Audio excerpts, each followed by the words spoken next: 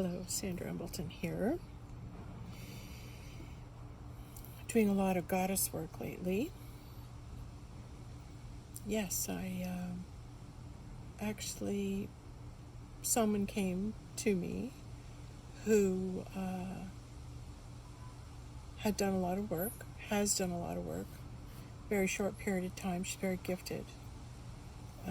She's actually, an angel. And the awareness was that there was an initiation that transpired under the full moon, the buck moon, last weekend. And it was interesting how the universe started sending signs of the feminine energy coming to my house, because on the Sunday when I drove up north to be with this beautiful angelic being who was really in contention for being, she was in contention for being one of the disciples to the goddess. She was in that the goddess had coached her into what she already knew about herself.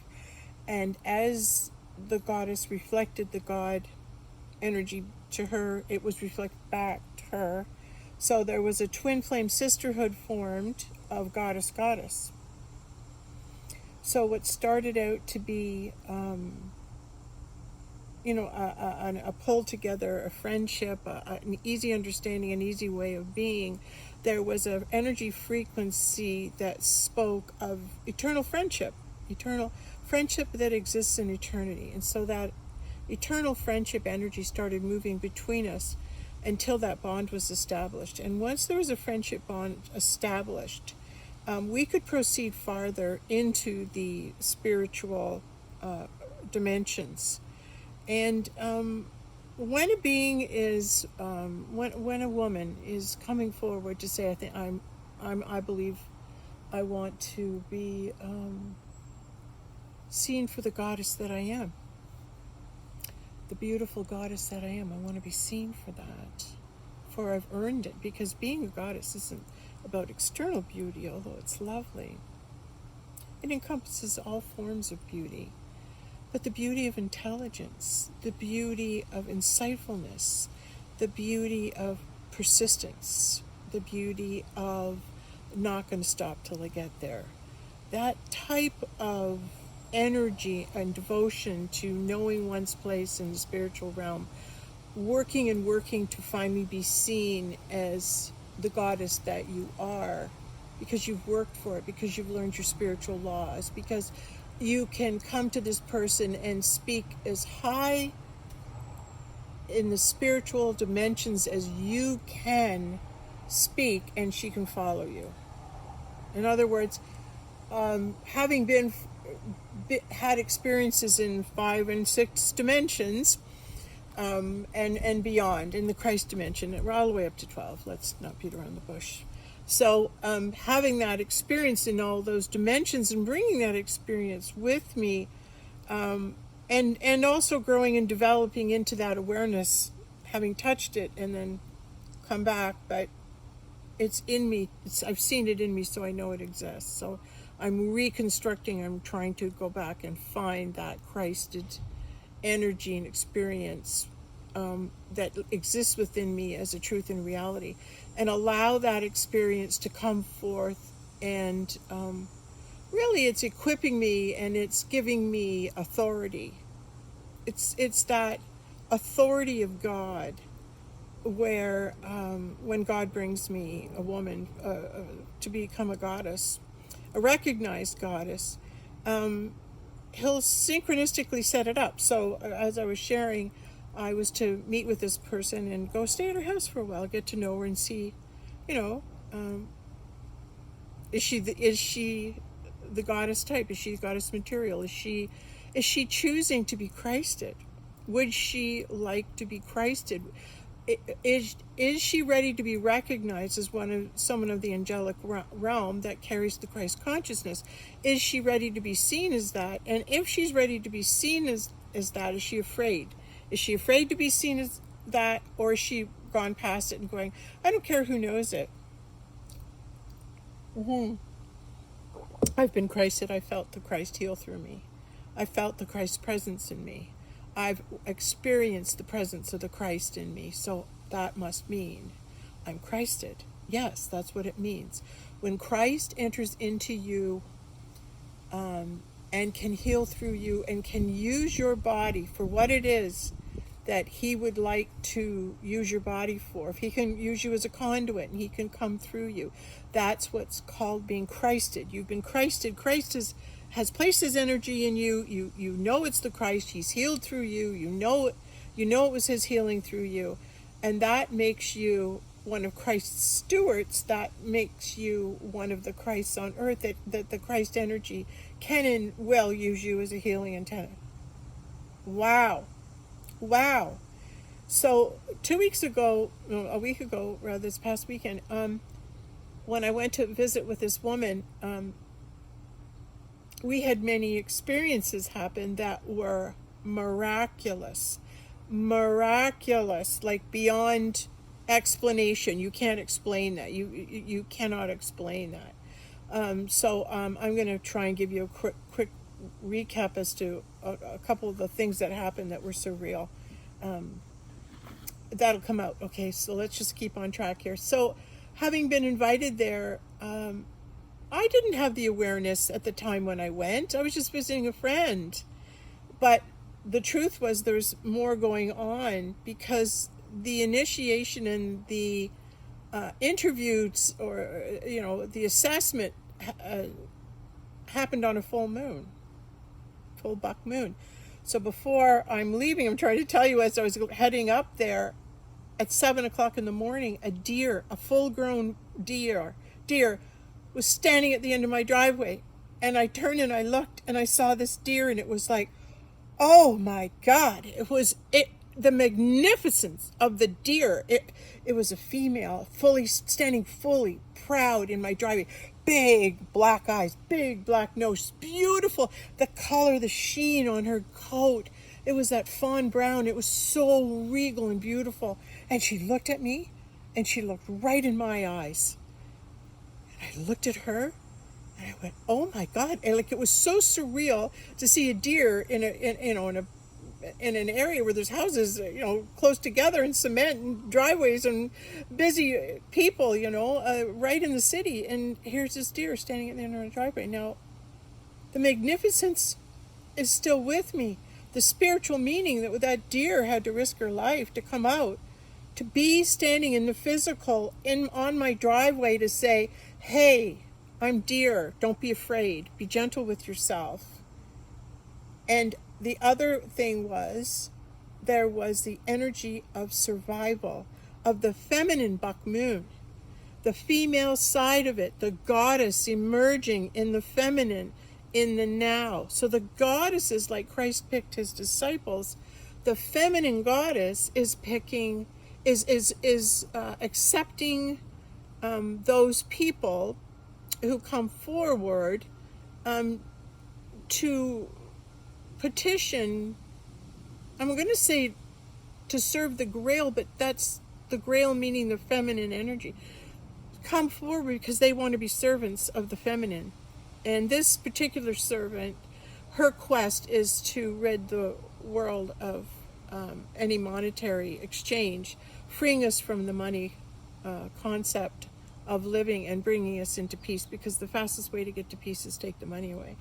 And so that's a very noble cause to dedicate one's life to. Also, she's a big advocate for children, sending love to children, Indigenous children, and all children, having a big mother heart for children. This is another part of this goddess's gifts.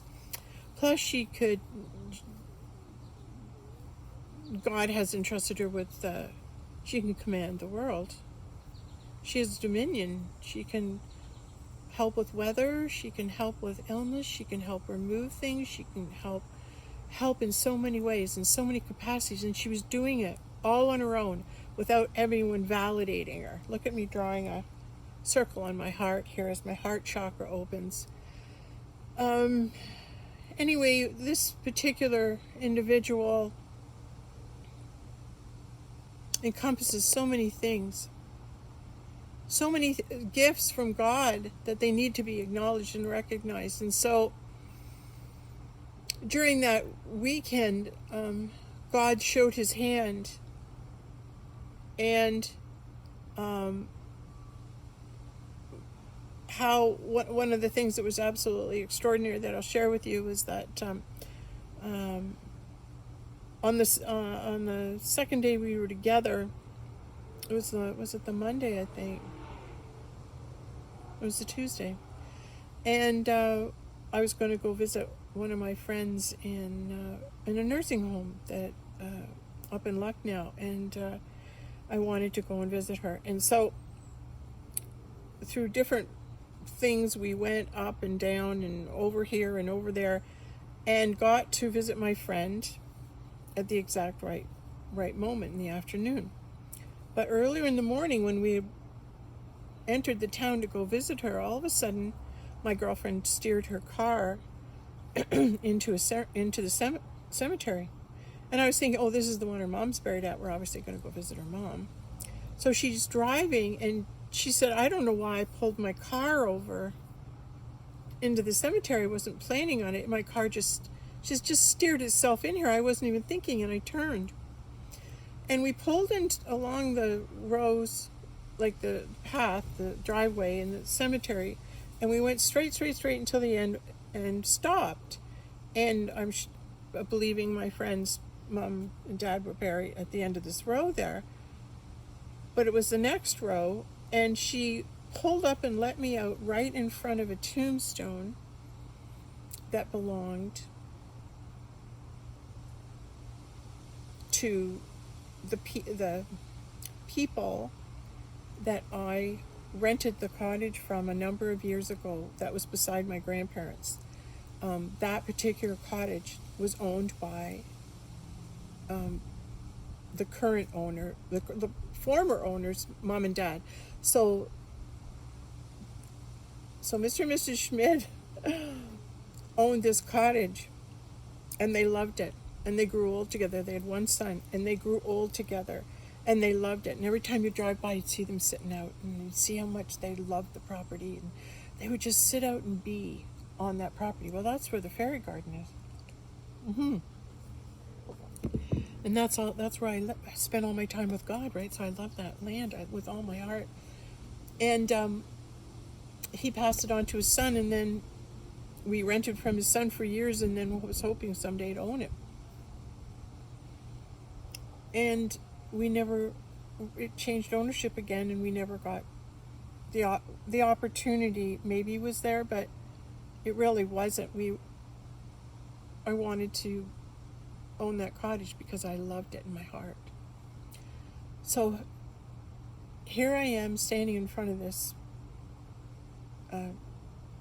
tombstone. As soon as I open the door, and I go, why would God have us roll up right beside this tombstone? It's almost like of all the tombstones and all the people in the cemetery, they're really the only ones I know, and yet I'm driven right to it. And then it was almost like I stood in front of them, and I started to talk to them and share how angry I was that things that happened in my childhood that were beyond my understanding, and I felt there was anger there, and that I wanted their cottage. I would have loved it just like they did, and I did love it just like they did, and I was angry that it didn't pass on to me, that it wasn't gifted to me some way through the universe. And I was so angry at them. I carried all this anger, and I carried all this angst and sadness and regret that I never got that cottage. So I was crying and saying, why didn't you help me? Why didn't that cottage come to me?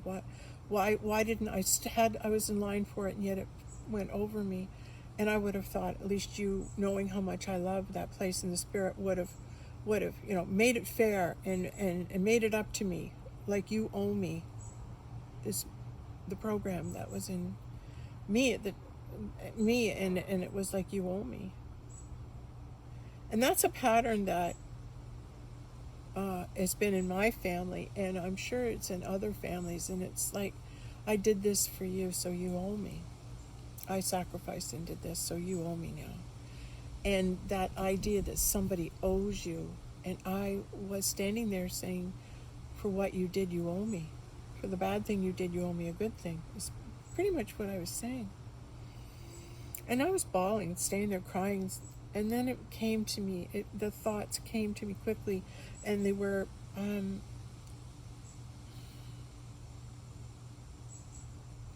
God must have something else better in store.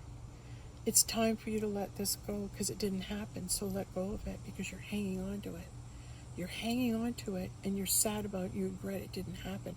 But the truth is it didn't happen. I just don't know why it didn't happen.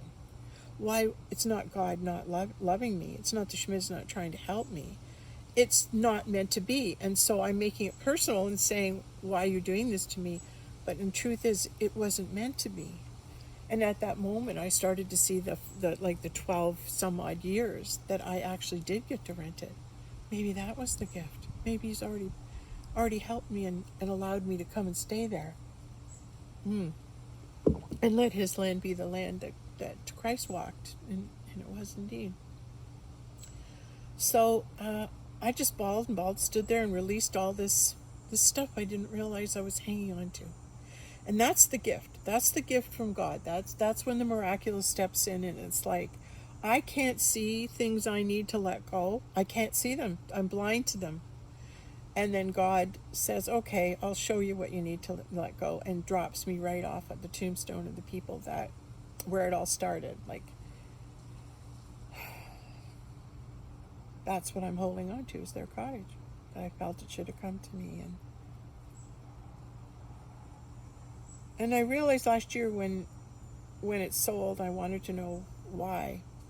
I went to visit the people that had bought it, and I met the lovely woman whose husband and her bought the property, and sat and talked to her, and just was really nice, and hi, I'm your neighbor, I'm renting up here for a bit, and blah blah blah, and just told her I'd rented there, and just been friends with her, and then I find out that she had a brain tumor, and she's been struggling, and at that moment I knew why God brought her there, because God could heal her there.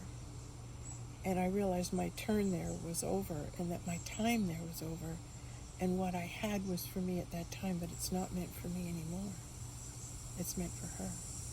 So that was part of me letting go, but I really didn't let go till a week ago when I realized the gift is that I already got to stay there. The gift is that I walked with God there. The gift is that that's the Garden of Eden. And when I went back a week ago, after we'd been to the graveyard, we went and walked the property, and my 3 favorite trees had been cut down. The goddess tree was cut down, and they just had a sculptor come in and sculpt salmon jumping from it, which is actually a very religious symbol, the fish and the salmon and the jumping and the grace of God. And so the tree was turned into a beautiful carving, and then there was also an owl there. But I was shocked to see all the trees gone, and that where the circle was, where the natural fairy circle was for me, and being with God, all the trees have died. All the ash trees have died. The 3 marking the fairy circle, and the ash tree I look to as God, they're all died.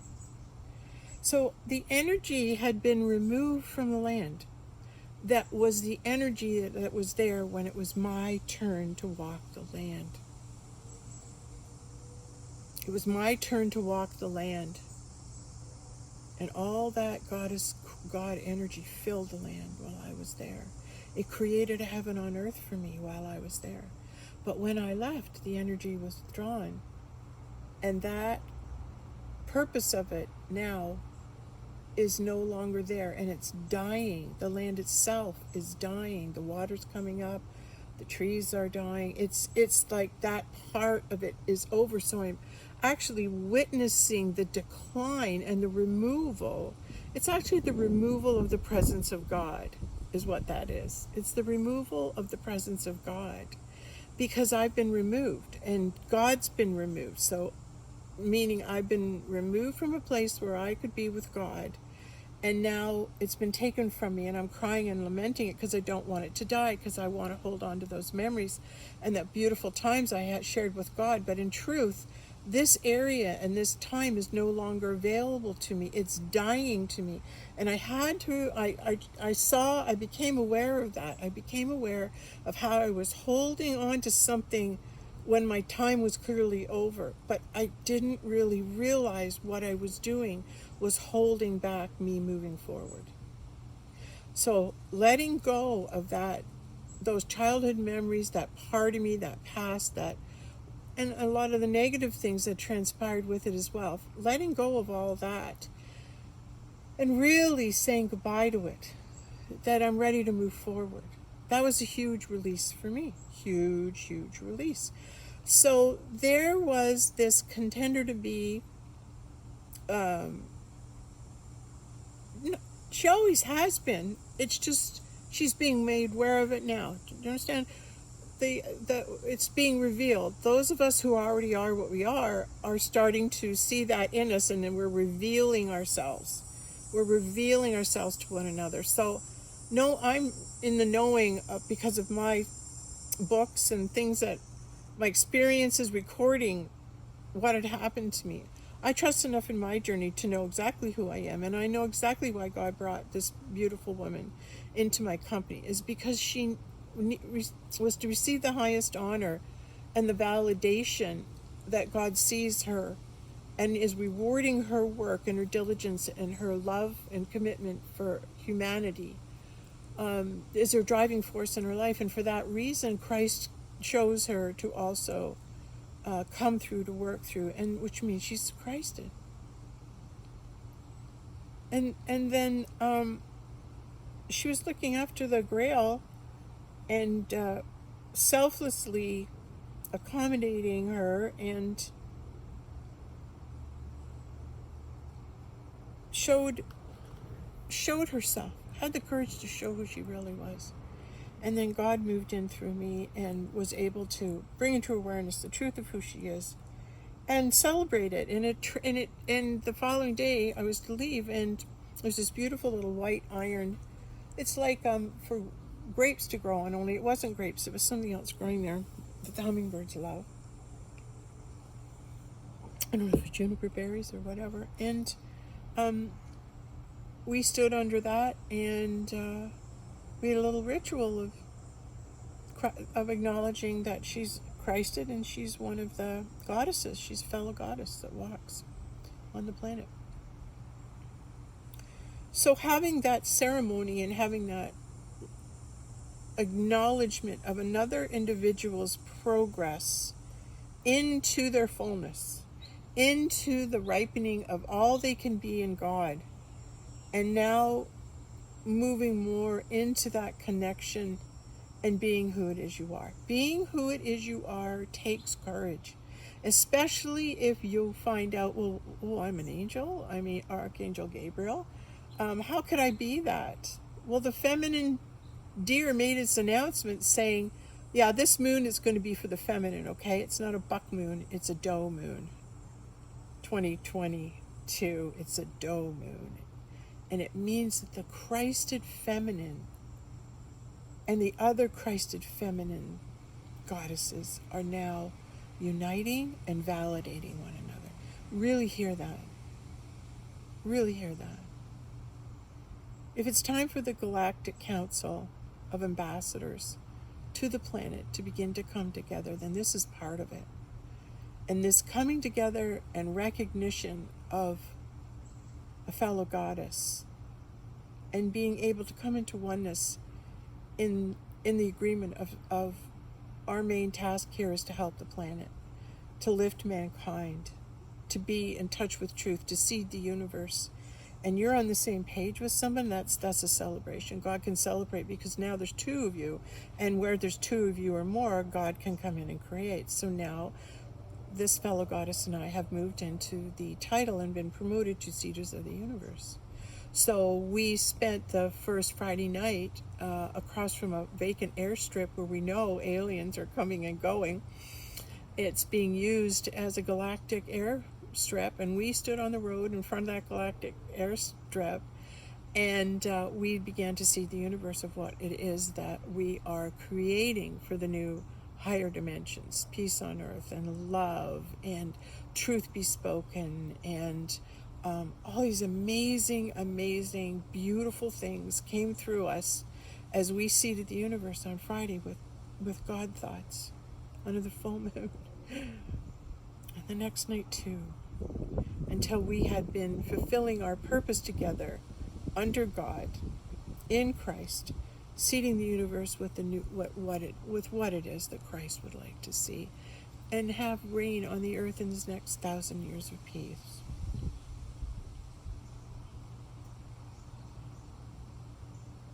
So, Sandra Embleton welcomes Nancy Rutledge as the first goddess to come forward, who is revealing to be Archangel Gabriel.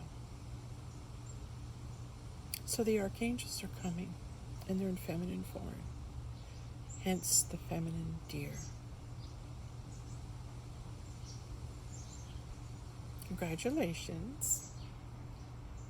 Thank you for helping seed the universe. Let's see how this video is able to seed other goddesses to come forward into our acquaintance and see it already done as more and more goddesses move forward to be recognized. Thank you.